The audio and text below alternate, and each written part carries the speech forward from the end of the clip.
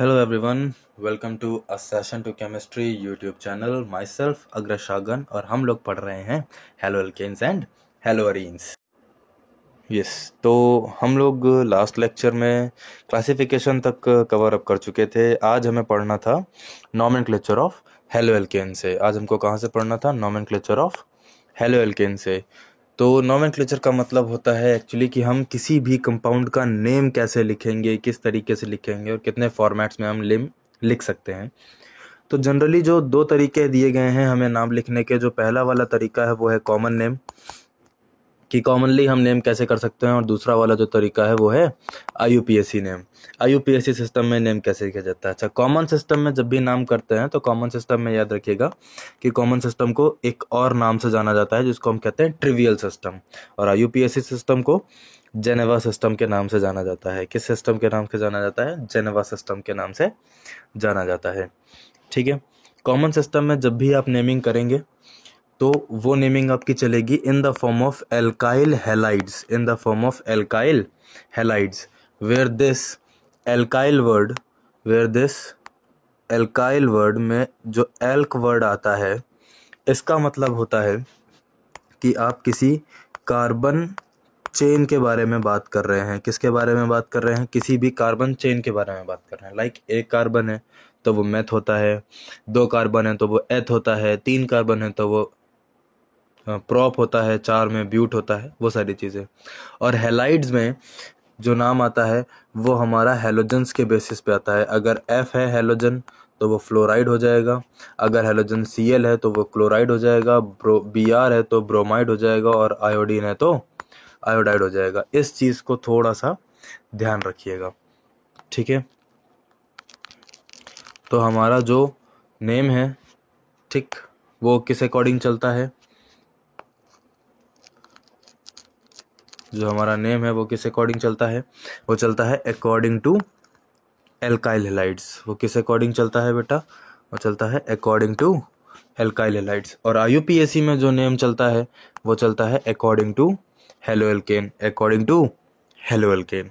Hello में जैसे कि हेलो हमारा कन्वर्ट हो सकता है क्लोरो में. ठीक है. क्लोरो नहीं, हम उसको फ्लोरो में भी लिख सकते हैं. फ्लोरो नहीं, हम उसको ब्रोमो भी लिख सकते हैं अगर ब्रोमीन है. आयोडो भी लिख सकते हैं. ठीक है. आयोडीन के लिए आयोडो भी लिख सकते हैं. तो ये चीज़ समझ गए ना? ठीक. एल्केन में हमारा वही मीथेन, इथेन, ये सब ऐसे चलेगा. समझ गए कि नहीं समझे? ठीक. तो अब जैसे कि हमारा पहला वाला कंपाउंड है जो कि क्या है? CH3Cl, जो कि क्या है? CH3Cl. इसमें देखा जाए तो Cl एक हमारा हैलोजन एटम है. Cl हमारा हैलोजन एटम है और इससे लगा हुआ एक कार्बन है. इससे लगे हुए कितने कार्बन है? एक कार्बन है. तो एक कार्बन को बेटा बोलते हैं मेथ. तो एल्काइल की फॉर्म में मेथ क्या हो जाएगा? मिथाइल हो जाएगा. और हैलाइड में क्लोरीन जाएगा. तो हैलाइड में जब क्लोरीन जाता है तो बताया था कि वो क्लोराइड बन जाता है. ठीक है. तो इसका नाम क्या बन जाएगा? Methyl chloride. और इधर पे हेलो में क्लोरो और एल्केन में एक कार्बन है तो मीथेन, तो इसका नाम हो जाएगा क्लोरोमीथेन.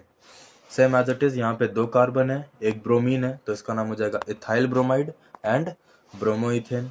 सेम है, यहाँ पर तीन कार्बन है, एक आयोडीन है, तो इसका नाम हो जाएगा एन प्रोपाइल आयोडाइड. अब यहाँ पर जो एन है, this represents for normal, this represents for normal. ठीक है, कि नॉर्मली एक चेन चल रही है, उस चीज़ को हम बता रहे हैं. ठीक है. एन प्रोपाइल आयोडाइड या फिर 1 आयोडो प्रोपेन, क्योंकि इसमें नंबरिंग होती है, आप जहाँ से ग्रुप पास पड़ेगा, क्योंकि इसमें दो साइड चेन पोजीशन निकल के आती है हमारे पास. एक पोजीशन ये आती है और एक पोजीशन ये आती है. ये हमारे आइसोमेरिक पोजीशन है जहाँ पे आयोडीन अटैच हो सकता है. अब चाहे तो वो ये वाली पोजीशन पे अटैच हो और चाहे तो वो ये वाली पोजीशन पे अटैच हो, बात सेम है. तो इसलिए इसमें सिर्फ दो आइसोमेरिक फॉर्म होते हैं. तो ये फर्स्ट पोजीशन, ये सेकंड पोजीशन. फर्स्ट पोजीशन पे आयोडीन लगा है, इसका मतलब इसका नाम क्या हो जाएगा? 1 आयोडो प्रोपेन. इसका नाम क्या हो जाएगा? 1 आयोडो प्रोपेन. उसके बाद ये this is a structure forms like this, this is the structure forms like this. तो ये हमारे पास एक स्ट्रक्चर है. इसमें total number of carbon atom है 3. Total number of carbon atom कितने हैं, 1 2 और 3। तो जब कभी ऐसा कोई स्ट्रक्चर बने तो इसको हम बोलते हैं आइसोप्रोपाइल क्लोराइड। क्या बोलते हैं, आइसोप्रोपाइल क्लोराइड। आइसो वाले फॉर्मेट पे एक चीज का जरूर ध्यान देना कि वाई लाइक स्ट्रक्चर बनना कंपलसरी है। कैसा स्ट्रक्चर बनना कंपलसरी है, वाई लाइक स्ट्रक्चर बनना कंपलसरी है, ठीक है। और यूपीएससी में क्या नाम हो जाएगा, सेकंड कार्बन पे लगा है, ये फर्स्ट कार्बन है, ये सेकंड कार्बन है, सेकंड कार्बन पे क्लोरीन लगा है तो इसका नाम हो जाएगा 2 क्लोरोप्रोपेन।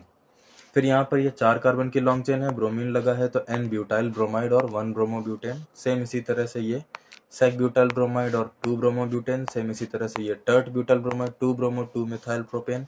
सेम उसी तरह से ये आइसोब्यूटाइल है क्योंकि ये है आपका वाई लाइक स्ट्रक्चर और इसके साथ ये Br जुड़ा हुआ है और वाई में 1 कार्बन 2 कार्बन 3 कार्बन और 4 कार्बन आ रहे हैं तो इसका नाम हो जाएगा isobutyl bromide. Same here, it is neopentyl, it is neopentyl bromide, ठीक। तो इस तरह से आप सभी नाम कर सकते हैं, ठीक। उसके बाद अगला है स्ट्रक्चर ऑफ हेलोएल्केन्स। हेलोएल्केन्स का स्ट्रक्चर कैसा होता है, तो बड़ा ही सिंपल सा फॉर्मेट है। अगर आप ये वाला स्ट्रक्चर ध्यान से देखें तो ये कुछ इस तरह की ज्योमेट्री दे रहा है और इस तरह की ज्योमेट्री को हम क्या कहते हैं, इस तरह की ज्योमेट्री को हम कहते हैं टेट्राहेड्रल ज्योमेट्री। कौन सी ज्योमेट्री, टेट्राहेड्रल ज्योमेट्री, ठीक है। तो ये ज्योमेट्री अपने 11th क्लास में पढ़ी होगी। टेट्राहेड्रल ज्योमेट्री कैसी होती है, जिसके 4 साइड होते हैं और वो कुछ इस तरह से कनेक्ट होते हैं एक दूसरे से, है ना, ऐसा कुछ पढ़ा है आपने। सेम वही चीज़ है। अब हमारे पास कंपाउंड्स क्या क्या हो सकते हैं, लाइक जैसे कि हम CH3Cl की बात कर लें या फिर हम CH2Cl2 की बात कर लें या फिर हम CHCl3 की बात कर लें या फिर हम CCl4 की बात कर लें। तो हमारे पास 2 एग्जाम्पल हमने पहले से ही ले रखे हैं। पहला तो ये वाला ले लिया है, क्लोरोमीथेन CH3Cl, जिसमें आप साफ साफ देख सकते हो कि सेंटर एटम कार्बन है, कार्बन 3 हाइड्रोजन एटम से कनेक्ट है आगे जाके और 1 क्लोरीन से कनेक्ट है वो आगे जाके, ठीक है। तो कार्बन के एक्चुअली में 4 बॉन्ड होते हैं जो कुछ इस तरह से होते हैं, है ना।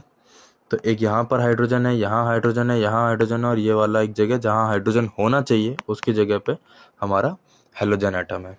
वहीं अगर दूसरा वाला एग्जांपल देख लें, ये वाला एग्जांपल, तो ये एग्जांपल जो आपका आता है ये है CHCl3 का एग्जांपल है। इसमें 3 क्लोरीन के एटम्स लगे हुए हैं और 1 हाइड्रोजन का एटम लगा हुआ है और बीच में कार्बन है, बीच में कार्बन है।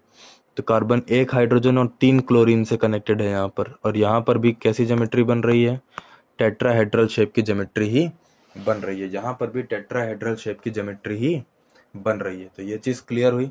तो इसमें जो स्ट्रक्चर होता है वो कैसा होता है, टेट्राहेड्रल शेप का होता है। तो स्ट्रक्चर बेटा कैसा होता है, अगर हम स्ट्रक्चर की बात करें,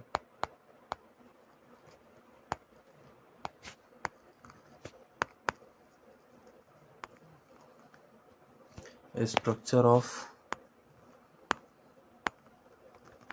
haloalkanes, it is of tetrahedral shape, it is of tetrahedral shape। तो ये चीज़ ज़रा ध्यान रखिएगा आप लोग, ठीक है, कि ज्योमेट्री बेटा कैसी होती है, टेट्राहेड्रल शेप की होती है। ज्योमेट्री कैसी होती है बेटा, टेट्राहेड्रल शेप की होती है। अगर हम बात करें कि हाइब्रिडाइजेशन क्या होता है इसमें, hybridisation of centre atom, centre atom का हाइब्रिडाइजेशन क्या होता है, तो वो होता है sp3। क्या होता है, sp3। अगर हमारे पास सारे जो भी कार्बन चेन में कार्बन है वो सारे के सारे सिंगल बॉन्डेड हैं तो हाइब्रिडाइजेशन क्या हो जाएगा, sp3। अगर कोई विनाइलिक में चला जाता है तो sp2 और अगर ट्रिपल बॉन्ड आ जाता है तो sp हो जाता है, ठीक। समझे कि नहीं समझे, हाइब्रिडाइजेशन हमारी क्या आती है, sp3 आती है। स्ट्रक्चर कैसा होता है, tetrahedral shape, geometry tetrahedral shape की होती है। बॉन्ड एंगल क्या रहता है इसमें, बॉन्ड एंगल होता है 109 डिग्री 28 मिनट्स का, या फिर आप इजीली इन टर्म्स में आप इसको 109.5 डिग्री का एंगल भी कह सकते हो। इजी टर्म्स में आप इसको 109.5 डिग्री का एंगल भी कह सकते हो। यहाँ तक क्लियर हुआ, इसमें कोई डाउट नहीं। चलिए उसके बाद है nature of C X bond. C X bond का नेचर, सी एक्स बॉन्ड का मतलब क्या होता है। सी का मतलब है बेटा कार्बन, सी का मतलब है कार्बन, एक्स का मतलब है हैलोजन, और कार्बन और हैलोजन के बीच का जो बॉन्ड है उसका नेचर कैसा होता है, तो उस चीज़ के बारे में हम बात करेंगे। ठीक, तो सीधे सीधी लाइन लिखी हुई है कि the halo alkane compounds are polar in nature, the halo alkane compounds are polar in nature. तो जो हमारे हेलो एल्केन कंपाउंड्स होते हैं वो पोलर होते हैं, यानी कि इनका जो हेलो एल्केन कंपाउंड्स का जो सी एक्स बॉन्ड का नेचर होता है वो कैसा होता है, पोलर होता है। पोलर नेचर का मतलब क्या है कि कार्बन और हैलोजन एटम के बीच में कुछ इलेक्ट्रोनिगेटिविटी डिफरेंस आता है, जो कि सेकंड पॉइंट में आपको बताया गया है। The electronegativity difference between carbon and halogens, ठीक है, इसी वजह से ये पोलैरिटी आती है। जैसे कि हमारे पास ये कार्बन है, ये 3 हाइड्रोजन से कनेक्ट है, और इधर पे ये एक हैलोजन से कनेक्ट है, ये इधर पे ये किसी हैलोजन से कनेक्टेड है। और जब भी ये हैलोजन से कनेक्ट होगा तो इस बॉन्ड में कुछ हमारे पास, जस्ट अ मिनट, जैसे ये बॉन्ड जो हमने बनाया है इसमें इलेक्ट्रॉन्स शेयर्ड हुए हैं, तो वो इलेक्ट्रॉन्स बना लेते हैं। ये कार्बन का इलेक्ट्रॉन है, ये हैलोजन का इलेक्ट्रॉन है, एक कार्बन का इलेक्ट्रॉन है और एक हैलोजन का इलेक्ट्रॉन है। ठीक है, इस तरह से ये इलेक्ट्रॉन्स हो गए। अब जब इनके बीच में जो इलेक्ट्रोनेगेटिविटी डिफरेंस की अगर बात की जाए तो वो हैलोजन की ज़्यादा होती है। Halogen is more electronegative atom and carbon is less electronegative atom, carbon is less electronegative atom। तो जो एटम ज़्यादा इलेक्ट्रोनेगेटिव होता है, जनरली चीज़ें क्या होती हैं कि जो शेयर्ड पेयर ऑफ इलेक्ट्रॉन होते हैं वो उसकी तरफ शिफ्ट हो जाते हैं। तो ये जो शेयर्ड पेयर ऑफ इलेक्ट्रॉन होंगे ये सारे के सारे हैलोजन की तरफ पार्शियली शिफ्ट हो जाएंगे। ठीक है, और जब पार्शियली शिफ्ट हो जाएंगे तो कुछ इस तरह का फॉर्मेशन देंगे। ये कार्बन है, इसके ऊपर पार्शियल पॉजिटिव डेल पॉजिटिव का चार्ज आएगा, और ये हैलोजन है, इसके ऊपर पार्शियल नेगेटिव यानी कि डेल नेगेटिव का चार्ज आएगा। ठीक है, इस तरह से हमारा पोलैरिटी जनरेट होती है किसी भी हैलो एल्केन कंपाउंड में, और ये पोलैरिटी डाइपोल मोमेंट को बढ़ावा देती है। किसको बढ़ावा देती है, डाइपोल मोमेंट को बढ़ावा देती है, जो कि इस तरह से आगे जाता है। ठीक, समझ गए। अब कुछ सिनेरियोज दिए हुए हैं, ये एक टेबल दी हुई है आपको, ठीक है, इसमें सारे डाइपोल मोमेंट दिए हुए हैं। जैसे CH3F फ्लोरोमीथेन का डाइपोल मोमेंट है 1.847 एंड CH3Cl का डाइपोल मोमेंट है 1.860 एंड CH3Br का डाइपोल मोमेंट है 1.830 एंड CH3I का डाइपोल मोमेंट है 1.636। तो डाइपोल मोमेंट, ध्यान देना कि डाइपोल मोमेंट जो होता है वो पोलैरिटी के डायरेक्टली प्रोपोर्शनल चलता है एक तरह से। ठीक है, यानी कि पोलैरिटी डाइपोल मोमेंट पे डिपेंड करती है। तो ऑर्डर क्या हो जाएगा, कौन सा कंपाउंड ज़्यादा पोलर होगा, तो वो CH3Cl वाला कंपाउंड ज़्यादा पोलर होगा। तो हम उसको CH3 नहीं RCl लिख लें, ज़्यादा इजी रहेगा हमारे लिए। सॉरी, हाँ, जैसे हमारे पास कंपाउंड है RCl है, RCl वाला ज़्यादा है, फिर RF वाला है, फिर RBr वाला है, और फिर RI वाला है। ठीक है, तो ये हमारी ऑर्डर हो जाएगी, ये हमारी ऑर्डर हो जाएगी RCl, RF, RBr और RI, ये हमारी ऑर्डर हो गई है। अब क्वेश्चन आता है कि why CH3Cl is more polar than CH3F। ठीक है, क्वेश्चन क्या है कि एक मिनट, क्वेश्चन क्या है? क्वेश्चन है Y CH3Cl is more polar than CH3F। ठीक है, तो हमेशा ध्यान देना कि Cl का एटॉमिक साइज जो होता है वो बड़ा होता है। आंसर क्या होगा? Because chlorine has larger size which results in more dipole moment, ठीक है, और डाइपोल मोमेंट का फॉर्मूला क्या होता है? किसी को पता है कि what is the formula of dipole moment? तो डाइपोल मोमेंट का बेटा फॉर्मूला होता है mu is equals to, it is dipole moment, mu is equals to q into d. ठीक है, और यहाँ पर म्यू क्या है? यहाँ पर म्यू क्या है? म्यू है आपका डाइपोल मोमेंट। म्यू क्या है बेटा? म्यू है आपका डाइपोल मोमेंट। क्यू क्या है? Q is the charge. Q क्या है? Q is the charge. And D क्या है? डिस्टेंस। डी क्या है? डिस्टेंस। ठीक है, तो क्लोरीन वाले और क्लोरीन और फ्लोरीन के केस में जो क्लोरीन का जो साइज होता है वो ज़्यादा होता है, ठीक, इन कंपैरिजन टू फ्लोरीन, जिसकी वजह से वो ज़्यादा बड़ा डाइपोल मोमेंट क्रिएट करता है, और डाइपोल मोमेंट जितना ज़्यादा पोलैरिटी भी उतनी ही ज़्यादा होती है। तो ये वाला पार्ट क्लियर हो गया है ना? ठीक है, अब आगे बढ़ते हैं। आगे आता है method of preparation of halo alkane. आगे क्या आता है? Method of preparation of halo alkane, कि हेलो एल्केन्स को हम बनाएंगे कैसे। तो पहला मेथड जो है हमारा वो है अल्कोहल से बनाने का। किससे है ना बनाने का? अल्कोहल से बनाने का। अभी उसमें पहली हेडिंग आती है formation of alkyl chlorides. Formation of alkyl chlorides. ठीक है, तो ये चीज़ है। अब इसमें समझना, इसमें हमारे पास बहुत सारी चीज़ें होती हैं। हम करते क्या हैं बेसिकली? हम ROH की रिएक्शन, किसकी रिएक्शन? ROH की रिएक्शन कंसनट्रेटेड HCl के साथ करवाते हैं। किसके साथ करवाते हैं? कंसनट्रेटेड HCl के साथ करवाते हैं in presence of anhydrous ZnCl2। In presence of anhydrous ZnCl2 तो हमको मिलता है RCl मिलता है प्लस वाटर रिलीज हो जाता है। ये हमारी बेसिक रिएक्शन है, ये हमारी बेसिक रिएक्शन है जिसको हमें फॉलो करना है।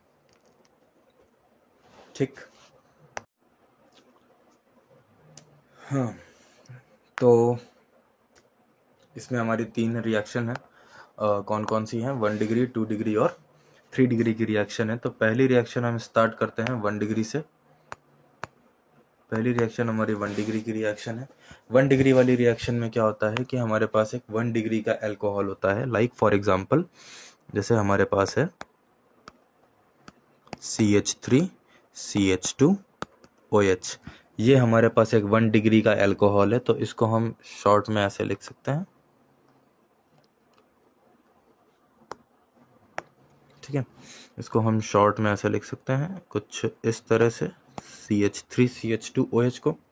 ठीक, इसकी रिएक्शन हम करवा देंगे कंसनट्रेटेड HCl के साथ in presence of anhydrous ZnCl2। In presence of anhydrous ZnCl2 तो हमको मिलेगा क्लोरोइथेन मिलेगा प्लस वाटर रिलीज हो जाएगा। क्लोरोइथेन मिलेगा प्लस वाटर रिलीज हो जाएगा। अब ये जो रिएक्शन है ये SN2 मैकेनिज्म को फॉलो करती है। किस मैकेनिज्म को फॉलो करती है? SN2 मैकेनिज्म को ये रिएक्शन फॉलो करती है। क्यों फॉलो करती है? बिकॉज जो इसमें 1 डिग्री का कार्बोकैटायन बनता है, अगर आप SN1 रिएक्शन वाले को फॉलो करेंगे तो इसमें 1 डिग्री का कार्बोकैटायन बनेगा। क्या बनेगा? 1 डिग्री का कार्बोकैटायन बनेगा। और 1 डिग्री का कार्बोकैटायन लीस्ट स्टेबल होता है बेटा। 1 डिग्री का कार्बोकैटायन कैसा होता है? लीस्ट स्टेबल होता है। ठीक है, तो ये रिएक्शन उतना ज़्यादा इफेक्टिव नहीं होती है in case of SN1 mechanism. ठीक, और 2 डिग्री वाले मतलब जो SN2 मैकेनिज्म है उसमें 1 डिग्री का कार्बोकैटायन इफेक्टिव होता है। ठीक, दूसरी रिएक्शन आती है हमारी 2 डिग्री अल्कोहल की। दूसरी रिएक्शन है 2 डिग्री अल्कोहल की, जिसमें हम कोई भी एक सेकेंडरी अल्कोहल ले सकते हैं। लाइक जैसे कि हमने ये ले लिया, ठीक है, सॉरी ये तो आइसोब्यूटाइल है। लाइक जैसे कि हमने ये ले लिया, ये वाला एक कंपाउंड ले लिया, this is 2 degree, this is sec butyl. ठीक, और हम इसकी रिएक्शन करवा रहे हैं HCl के साथ। किसके साथ? HCl के साथ रिएक्शन करवा रहे हैं in presence of anhydrous ZnCl2, in presence of anhydrous ZnCl2। तो OH रिप्लेस हो जाएगा, OH रिप्लेस हो जाएगा, Cl से रिप्लेस हो जाएगा। OH किससे रिप्लेस हो जाएगा बेटा? OH Cl से रिप्लेस हो जाएगा और प्लस हमको H2O दे देगा। अब ये जो रिएक्शन है ये SN1 मैकेनिज्म को फॉलो करती है। ये रिएक्शन SN1 मैकेनिज्म को फॉलो करती है, तो इस बात का भी थोड़ा सा ध्यान रखें। अब जो तीसरी वाली रिएक्शन आती है वो आती है 3 डिग्री की रिएक्शन। किसकी रिएक्शन आती है बेटा? वो 3 डिग्री की रिएक्शन आती है। इसमें क्या है, हमें कोई टर्शरी अल्कोहल लेना पड़ेगा। लाइक हम इसका एग्जांपल ले सकते हैं। अब ये क्या है तो ये देख लो एक बार, मैं बना देता हूँ। ये है आपका CH3C CH3 CH3OH। ठीक है, तो ये कंपाउंड है, इसको हम रिएक्ट करवा रहे हैं। ये कंपाउंड है, इसको हम रिएक्ट करवा रहे हैं, तो वो हमारा ये वाला कंपाउंड हो जाएगा CH3C CH3CH3OH। ठीक, इसकी रिएक्शन हम करवा रहे हैं HCl के साथ in presence of anhydrous ZnCl2। तो हमें कंपाउंड क्या मिलेगा? OH हटा के Cl लगाना है और H2O बन जाएगा। अब ये वाली रिएक्शन भी SN1 मैकेनिज्म को फॉलो करती है। ये वाली रिएक्शन भी SN1 मैकेनिज्म को फॉलो करती है। ठीक है, अब सिचुएशन समझना। जो यहाँ पर ये रिएक्शन SN1 मैकेनिज्म को फॉलो कर रही है, तो इस रिएक्शन को ये टर्ट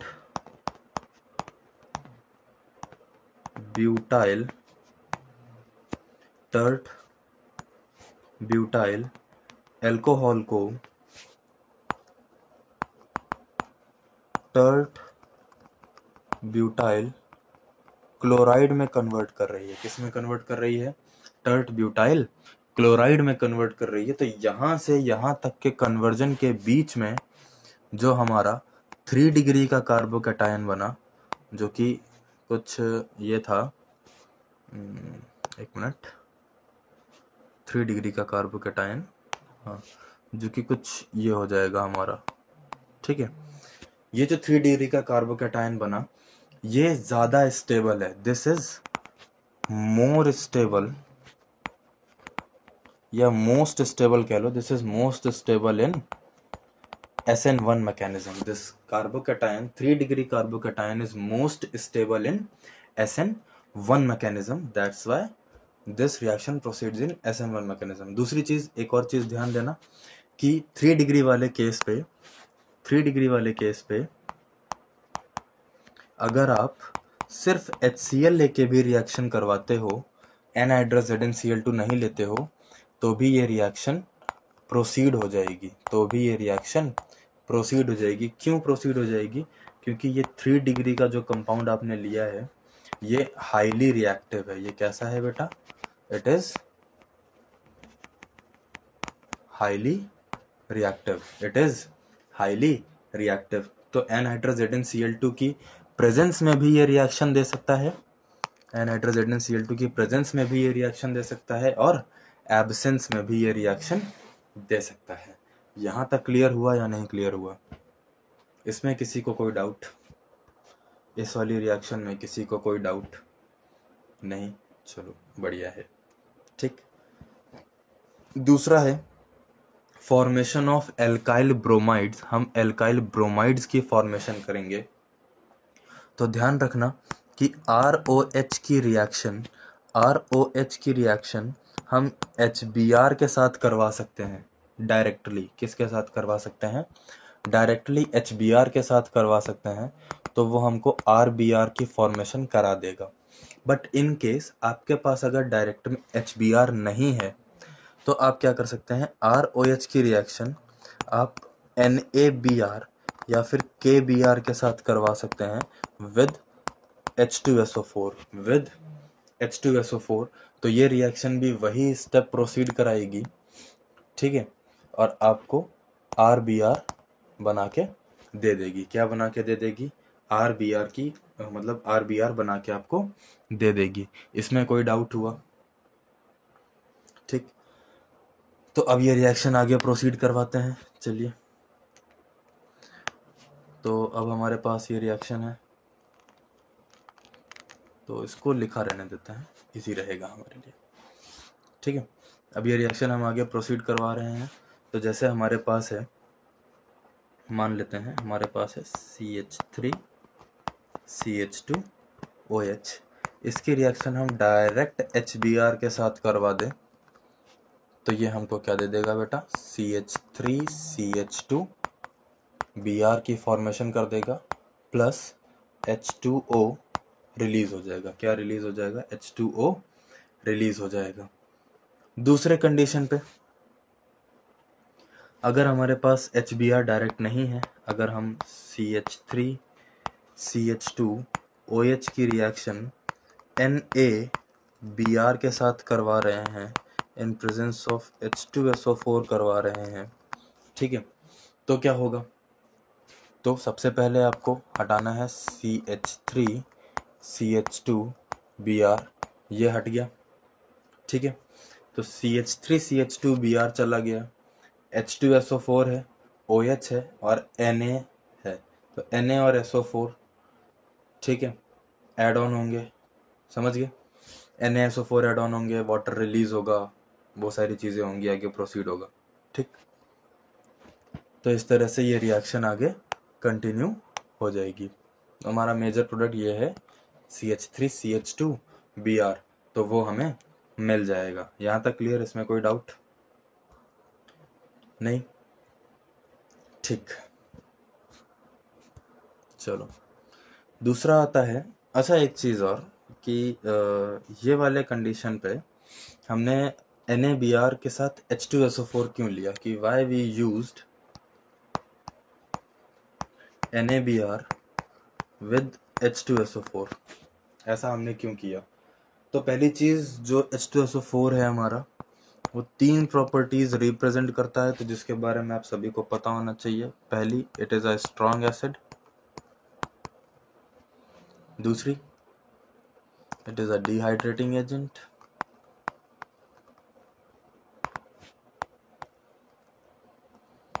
और तीसरी, it is a oxidising agent. It is a oxidising agent, ठीक है। इसलिए हमने NaBr की रिएक्शन करवाई H2SO4 के साथ, और डायरेक्टली हम HBr को रिएक्ट करवा सकते हैं। और ये HBr कैसे बनता है? अगर हम NaBr और H2SO4 की रिएक्शन करवाते हैं, इसको 2 टाइम्स ले लीजिए आप, ये 2 टाइम्स सॉरी, ये आपको Na2SO4 दे देगा, प्लस में 2 टाइम्स आपको HBr दे देगा, ठीक है। ये आपको Na2SO4 दे देगा और प्लस में 2 टाइम्स आपको क्या दे देगा? HBr दे देगा। तो अब डायरेक्टली आप कोई भी अल्कोहल हो, आप उसकी रिएक्शन डायरेक्टली HBr के साथ करवा के आगे रिएक्शन प्रोसीड करवा सकते हैं। ठीक, यहाँ तक चीज़ें क्लियर हुई, इसमें कोई डाउट आया नहीं, तो आगे आपकी रिएक्शन जो है वो प्रोसीड हो जाएगी। ठीक है, अब बात आती है एल्काइल आयोडाइड की फॉर्मेशन करनी है हमको। किसकी फॉर्मेशन करनी है? एल्काइल आयोडाइड की फॉर्मेशन करनी है by the help of alcohol. तो ROH की रिएक्शन आप HI के साथ करवा दीजिए in the presence of H3PO4 which is a weak acid. Which is a weak acid. जब आप इसके साथ रिएक्शन करवाएंगे तो आपको RI मिल जाता है। क्या मिल जाता है? RI मिल जाता है। अच्छा, एक क्वेश्चन है मेरे मन में कि हमने ROH की रिएक्शन वो BR वाले कॉन्सेप्ट में करवाई थी, तो हमने H2SO4 लिया था, है ना। हम HI वाले कॉन्सेप्ट में अगर रिएक्शन करवा रहे हैं तो हम एक वीक एसिड H3PO4 क्यों ले रहे हैं? हम इसकी जगह पे H2SO4 क्यों नहीं ले रहे? ये एक क्वेश्चन है। ये बहुत ही आसान सा क्वेश्चन है और बहुत जाना माना क्वेश्चन है। इसका आंसर भी बड़ा सिंपल सा है कि H2SO4 जो होता है वो एक ऑक्सीडाइजिंग एजेंट भी है ना, जैसा कि अभी आपने ऊपर पढ़ा था। ठीक, जो H2SO4 है वो एक ऑक्सीडाइजिंग एजेंट भी है। डिहाइड्रेटिंग और स्ट्रॉन्ग एसिड होने के अलावा वो एक ऑक्सीडाइजिंग एजेंट भी है। तो ये क्या करेगा? ये HI को ऑक्सीडाइज कर देगा इन the form of I2, in the form of I2। और जब ये HI को I2 में कन्वर्ट कर देगा तो फिर ये रिएक्शन आगे प्रोसीड नहीं होगी। ये रिएक्शन आगे प्रोसीड नहीं होगी। इसीलिए हम एक वीक एसिड का इस्तेमाल करते हैं जो इसके ऑक्सीडेशन को प्रिवेंट करता है, बस रिएक्शन को कैटलाइज करता है। ठीक, तो अब जैसे कि हमारे पास ये एक कंपाउंड है CH3CH2CH2OH। ठीक, इसकी रिएक्शन हम HI के साथ करवा रहे हैं in the presence of H3PO4, in the presence of H3PO4। तो ये हमें क्या दे देगा? ये हमको आयोडोप्रोपेन की फॉर्मेशन करके दे देगा। यहाँ तक क्लियर हुआ? इसमें कोई डाउट आया नहीं? चलो बढ़िया, अच्छी बात है। ठीक, तो reactivity of halogen acid. Halogen acid की रिएक्टिविटी क्या होती है? किस तरह से हैलोजन एसिड इसमें रिएक्ट करते हैं? And reactivity of branched carbon. तो सबसे पहले कौन सी कार्बन ब्रांच रिएक्ट करेगी, फिर कौन सी रिएक्ट करेगी, फिर कौन सी रिएक्ट करेगी? तो ब्रांच कार्बन में जो रिएक्टिविटी आती है वो आती है बेटा 3 डिग्री सबसे ज़्यादा रिएक्टिव है, 2 डिग्री उससे कम है और 1 डिग्री सबसे कम है। हैलोजन एसिड में सबसे ज़्यादा रिएक्टिव कौन है? गेस करो, हैलोजन एसिड में सबसे ज़्यादा रिएक्टिव कौन है?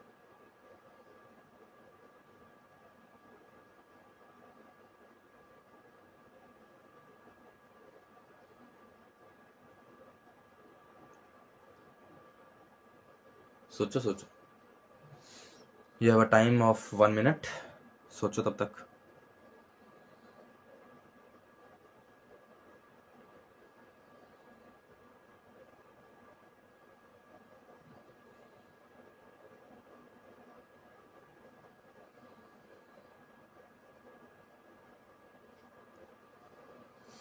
आया कुछ दिमाग लगा? नहीं? चलो ठीक है, मैं बता देता हूँ। हैलोजन एसिड में सबसे ज़्यादा रिएक्टिव हमारे HF होते हैं, फिर HCl है, फिर HBr है और फिर HI है। ओ सॉरी, 1 मिनट, मैं कुछ गलत बना गया।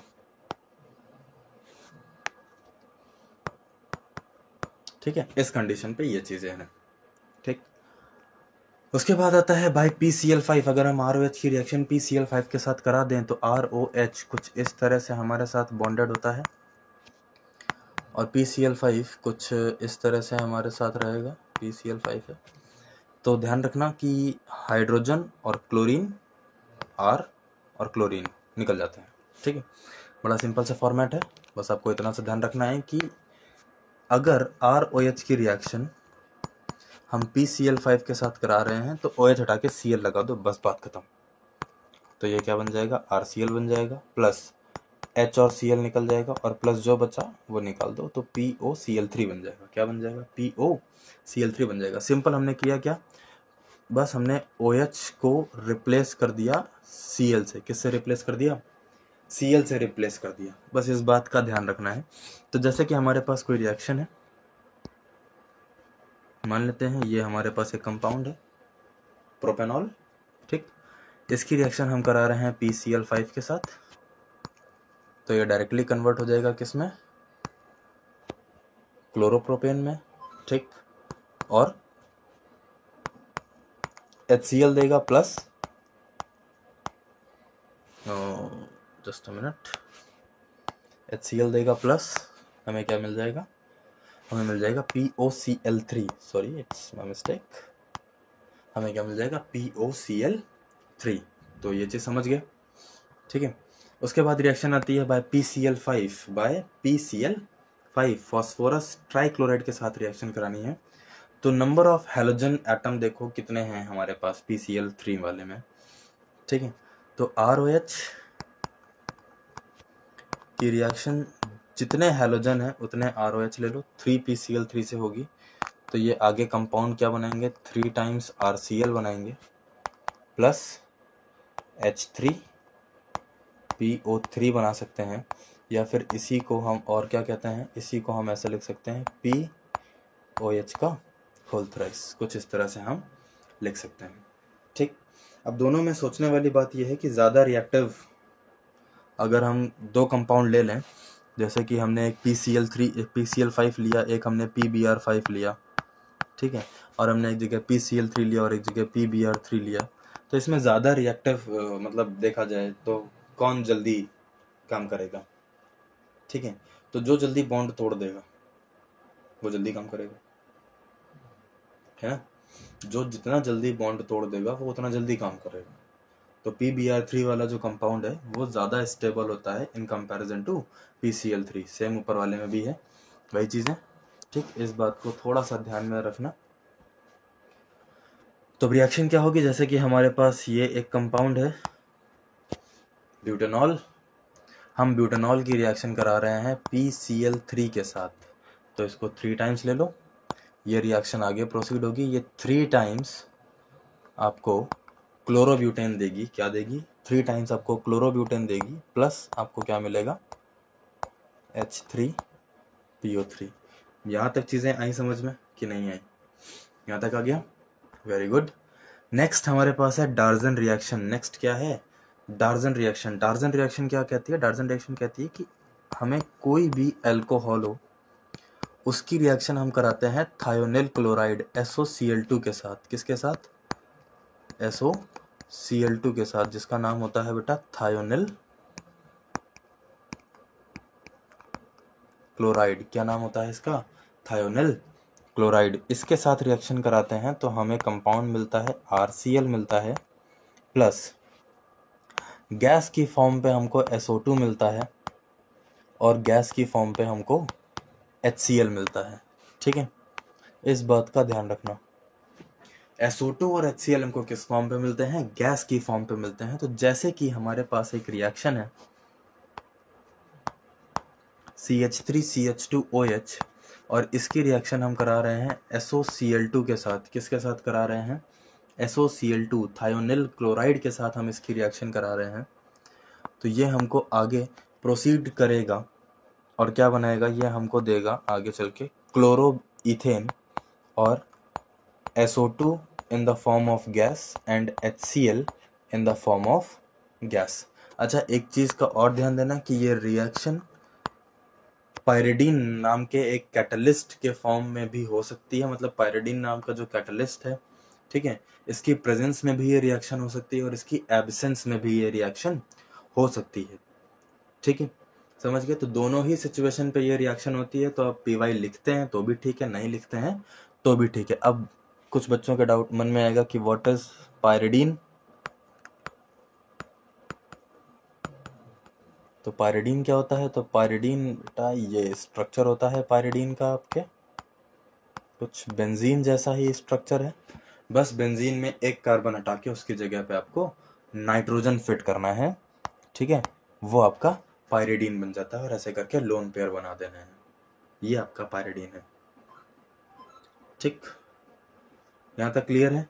जस्ट अ मिनट, एक मिनट, मुझे थोड़ा सा डाउट हो रहा है।